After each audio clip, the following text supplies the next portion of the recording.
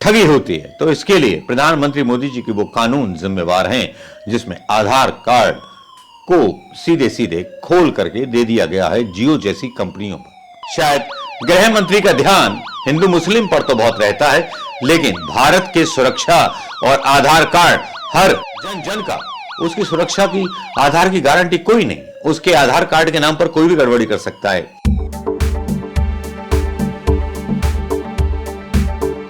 दोस्तों नमस्कार, मैं मनोज कुमार शर्मा एक बार फिर आपके बीच में। डिजिटल अरेस्ट एक ऐसा विषय चल रहा है कि जिसके ऊपर कई पत्रकार जो है वीडियो बना चुके हैं, लेकिन आज एक ऐसी खबर ऐसे डिजिटल अरेस्ट की जिसको सुन करके आप चौंक जाएंगे, आपकी रूह कांप जाएगी। कल्पना कीजिए कि आप पर फोन आता है आपके मोबाइल पर कि आपके आधार कार्ड के नाम पर कई सिमें ली गई हैं और इन सिमों के थ्रू कई फ्रॉड किए गए हैं।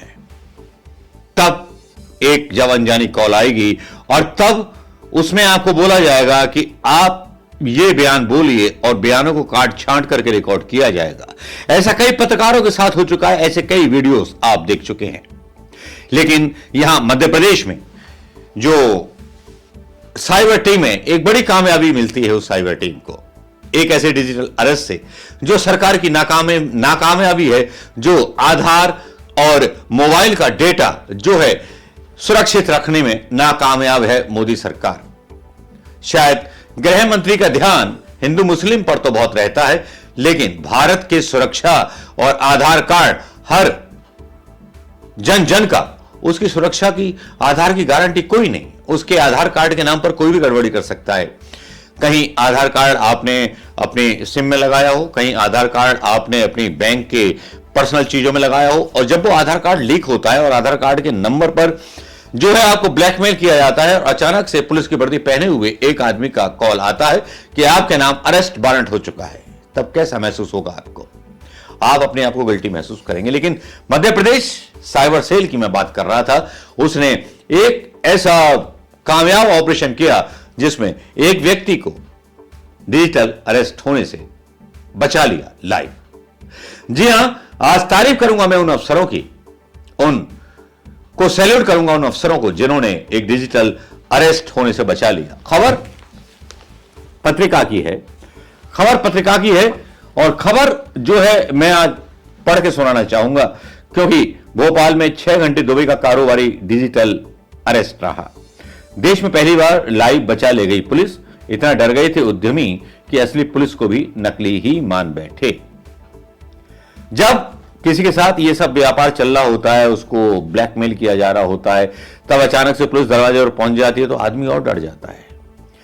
ये और भयभीत कर देने वाला है। एक जमाने में किडनैपिंग चला करती थी, पकड़ हुआ करती थी, पैसे मांगे जाते थे, लेकिन अब डिजिटल अरेस्ट जिसमें प्रधानमंत्री मोदी के वो कानून आम जनता को डरा रहे हैं, ईडी, आईडी, सीबीआई के वो कानून आम जनता को डरा रहे हैं, जिनका उपयोग प्रधानमंत्री मोदी जी सरकारें बदलने के लिए करते हैं, नेताओं पर दबाव बनाने के लिए करते हैं। लेकिन चलिए आते हैं इस डिजिटल अरेस्ट पे, क्योंकि इस डिजिटल अरेस्ट को जो प्रमोट किया है प्रधानमंत्री मोदी जी की उन नीतियों ने किया है जिन नीतियों के तहत वो अपने विरोधियों का दमन करते हैं। दमन करना अच्छी बात है, लेकिन भारत के आम आदमी को अगर नुकसान पहुंचने लगे तब यह गलत बात है। भोपाल देश में डिजिटल अरेस्ट के नाम पर इस साल के पहले 3 माह में ही 120 करोड़ रुपए की ठगी हो चुकी है। आए दिन ठगी हो रही है, लेकिन ठगी पर पहली बार भोपाल में स्टेट साइबर सेल ने लाइव कार्रवाई की। पुलिस ने 6 घंटे ठगों की डिजिटल कैद में रहे दुबई के उद्यमी को लूटने से बचाया। अरेरा कॉलोनी में रह रहे उद्यमी विवेक ओबराय को रविवार दोपहर 1:30 बजे कॉल आया। कॉलर ने खुद को telecom regulatory authority of India का अफसर बताया। फर्जी नाम से सिम लेने और फिर कई फर्जी खाते बैंक खोलने की बात कही और कहकर डराया। ओबराय साहब घबरा गए, शरीफ आदमी घबरा ही जाएगा, और ठगों ने डिजिटल अरेस्ट कर लिया। हाउस अरेस्ट के बीच ही ओबराय से मिलने परिचित पहुंचा तो उन्होंने ऑनलाइन जांच होने की बात कही। परिचित को ठगी की आशंका हुई और उसने पुलिस को सूचना दी। साइबर सेल हरकत में आ गया और ओबराय को बचा लिया। जब असली पुलिस पहुंची तो ओबराय साहब डर गए। घटनाक्रम क्या था? फोन का जाल एक बुना जाता है। फोन के जाल के बीच ये धमकी दी जाती है कि आपका जो सिम है उससे कई फ्रॉड हुए हैं, जैसा कि मैंने शुरू में आपको बताया।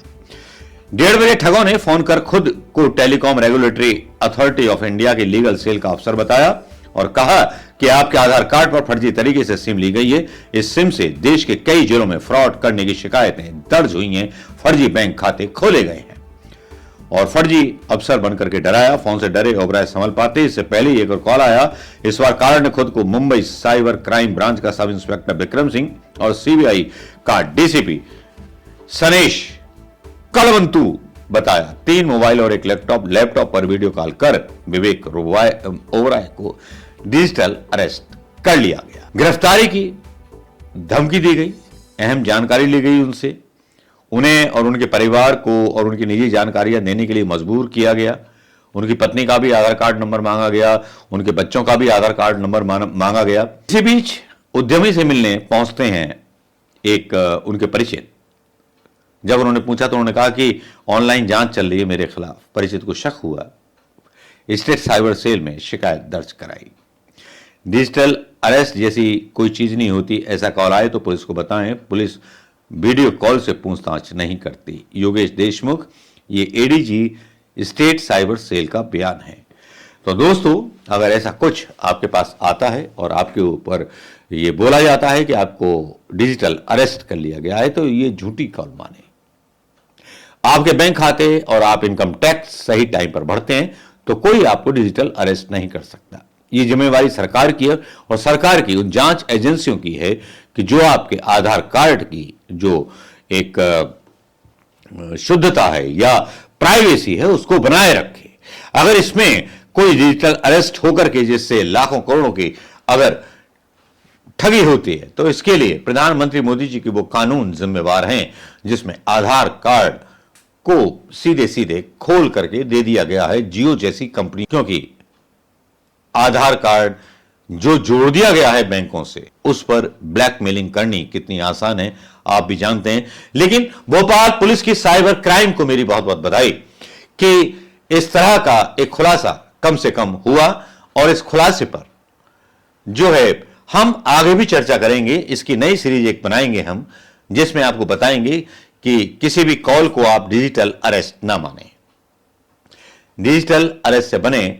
वैसे बड़े बड़े बुद्धिमान पत्रकार इस डिजिटल अरेस्ट का शिकार हुए हैं, लेकिन पहली बार हिंदुस्तान में भोपाल की पुलिस ने सतर्कता दिखाते हुए उसको बधाई दी जानी चाहिए कि उसने कार्रवाई कर एक उद्यमी को 120 करोड़ रुपए की ब्लैकमेलिंग से बचा लिया। दोस्तों, कैसा लगा ये वीडियो और आप इस पर क्या कहना चाहेंगे बताइएगा जरूर कि कौन लोग हैं, कौन सा गिरोह है जो ज्यादा एक्टिव है। वैसे तो गिरोह ही गिरोह हैं, लॉरेंस बिश्नोई और दुनिया भर की चीजें चलती रहती हैं, लेकिन मेरी जो आशंका मैंने शुरू में बताई कि जिस तरह से एजेंसियों का मोदी सरकार ने गलत इस्तेमाल किया है, तो हर आदमी को यकीन नहीं होता कि कहीं हमारे खिलाफ तो इस्तेमाल नहीं की जा रही चीजें। लेकिन डिजिटल अरेस्ट पर ही पहली सफलता भोपाल पुलिस को बहुत बहुत मुबारक। नमस्कार, जय हिंद दोस्तों।